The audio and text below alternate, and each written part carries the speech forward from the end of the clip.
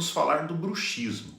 O bruxismo é o ato de ranger os dentes, aumentando a tensão muscular em todo o sistema estomatognático e, consequentemente, ativando gatilhos de dor.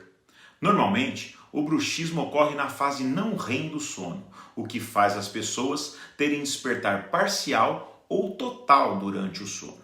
Dessa forma, por não dormirem bem, essas pessoas podem apresentar fadiga, esquecimentos e produtividade reduzida durante o dia. O tratamento do bruxismo, associado ao sono, envolve uma avaliação especializada e pormenorizada.